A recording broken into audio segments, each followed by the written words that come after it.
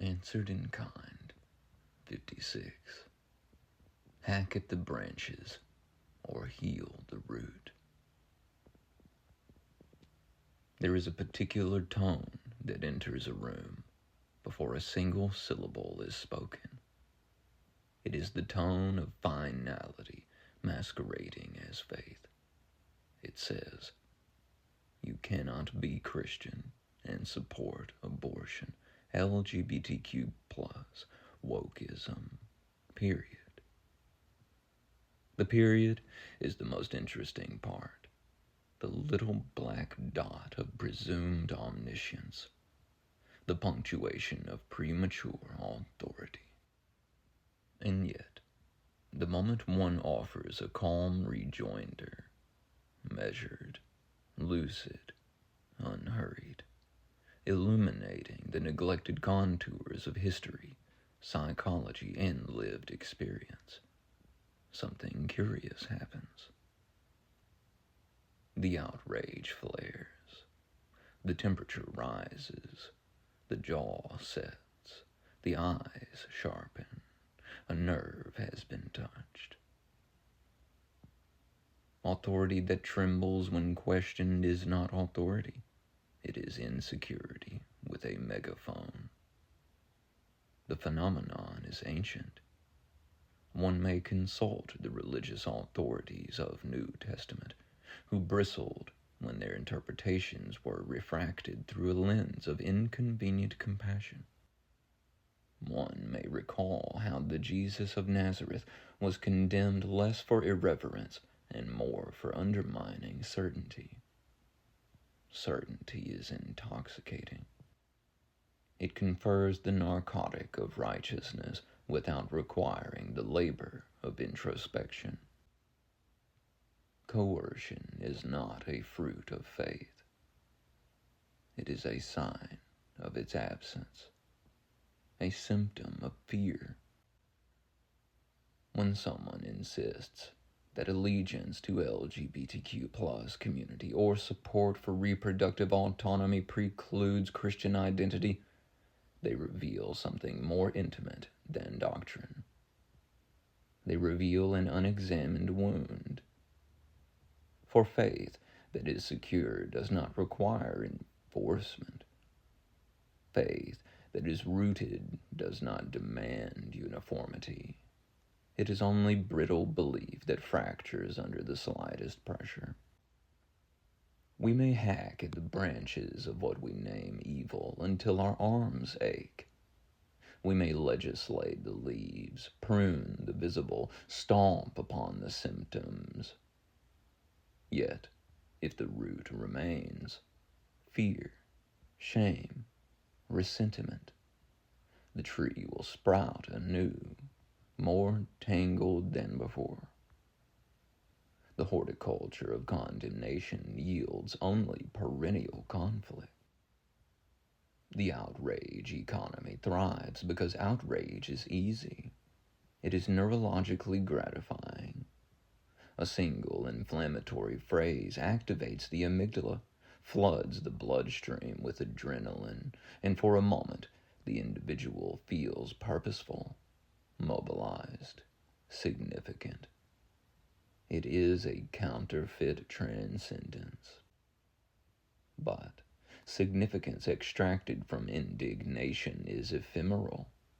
You are bleeding your vitality for a spectacle. Consider how effortlessly crowds coalesce around an enemy. History has furnished no shortage of examples. Religious schisms, moral panics, crusades against spectral threats. Ideas once instrumentalized for political leverage ossify into dogma. What began as strategic rhetoric calcifies into sacred decree. The genealogy of anti-abortion mobilization in late 20th century American politics, for instance, was not born in a vacuum of pure theology. It intersected with electoral strategy and coalition building. A lever was pulled. a constituency galvanized. Decades later, many who inherited the narrative imagine it descended unmediated from heaven. The manipulable often become the most strident enforcers of the manipulation. And yet, one must tread carefully here, lest critique transmute into condescension. To sneer at those who were persuaded is merely to invert the hierarchy. The deeper tragedy is that many were never taught self-mastery. They were trained in reaction, not reflection. They were instructed in obedience, not inquiry. Self-mastery is conspicuously absent from most curricula. We memorize dates, formulas, catechisms. We do not learn how to observe the tremor in our own voice when we feel threatened.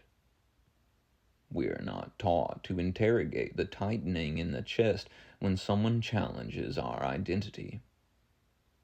So when the tightening comes, we externalize it.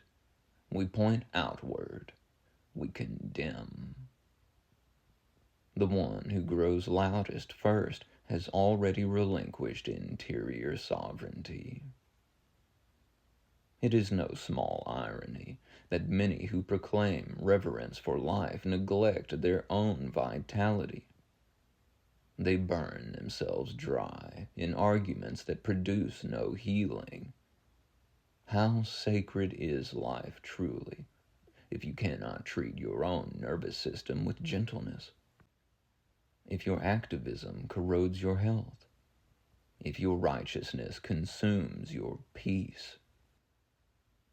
The exhortation to take it personal misunderstands the terrain. Why should one internalize the projection of a frightened psyche?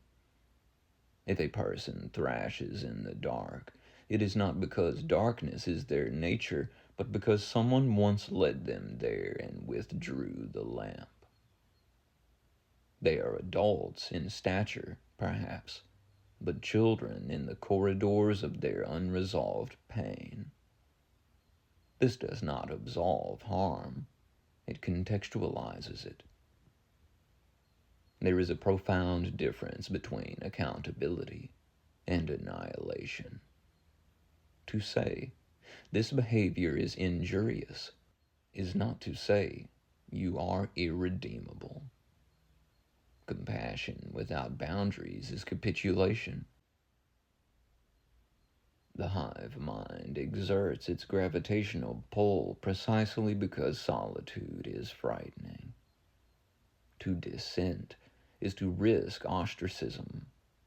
Yet, history's most luminous figures, those who perceived what the multitude could not, were often solitary at first. The crowd has momentum, yes.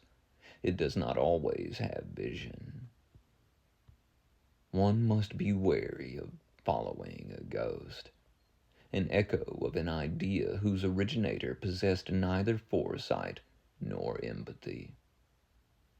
The telephone game of culture distorts nuance into caricature, and life is far too complex for a slogan to manifest. A doctrine repeated without interrogation becomes a relic devoid of spirit, and spiritless religion is merely ideology wearing vestments. It is not peace one seeks when one howls. It is discharge, catharsis, the temporary alleviation of an inner knot of blame. But discharge is not deliverance. The knot remains. The deeper question is unsettling. What if the urgency to control another's body, identity, or autonomy arises from a disowned sense of powerlessness? What if legislating the external is an attempt to anesthetize the internal? To wrench control over a sibling in humanity because one cannot tolerate ambiguity within oneself. This is not an indictment, it is an invitation. Turn the light of awareness inward. Observe the surge of indignation without immediately baptizing it as holy.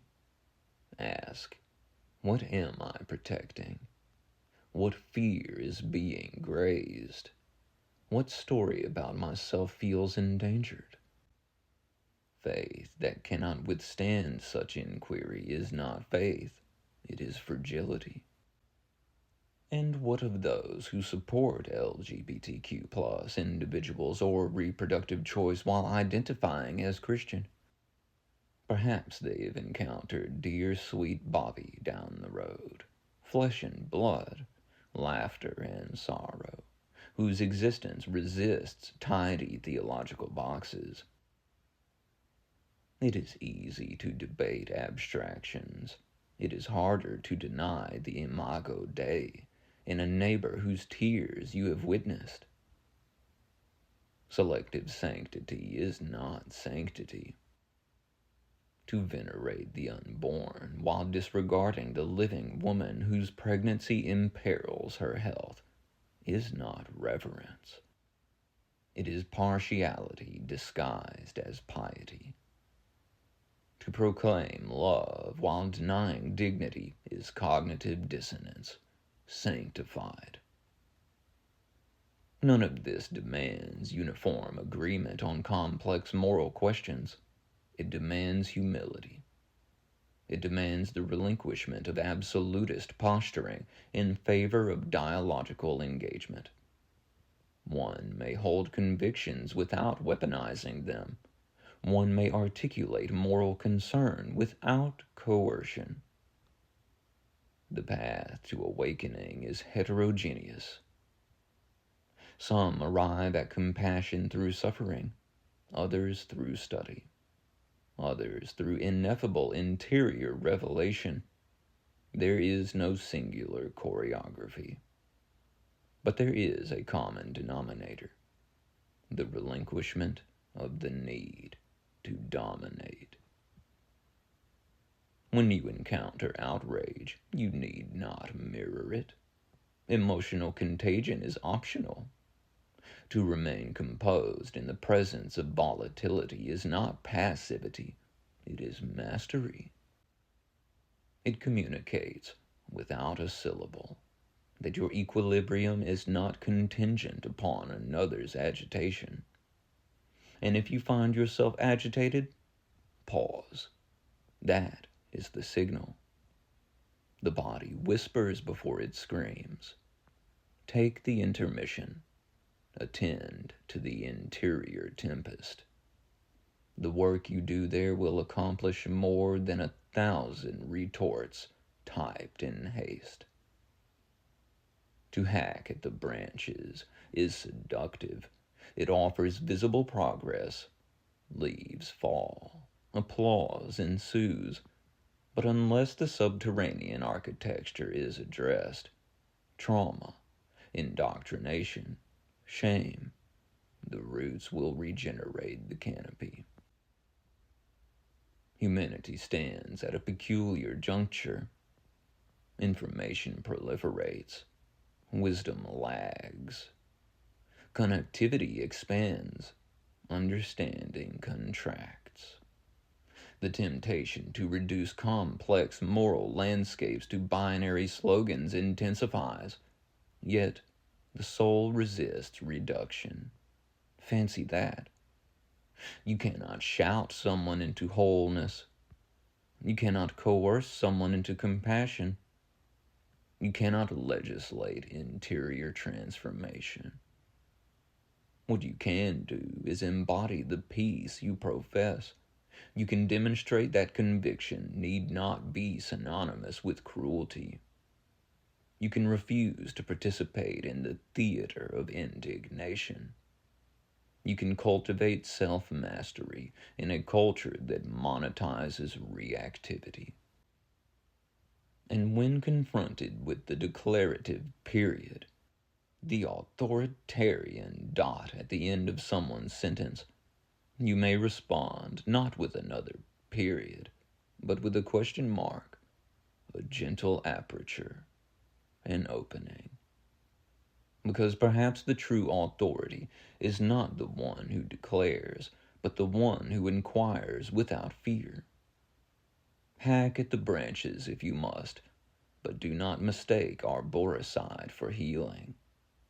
The root is subterranean, intricate, entangled with histories both personal and collective. To descend there requires courage far greater than shouting from the canopy. And yet, that descent is where transformation germinates.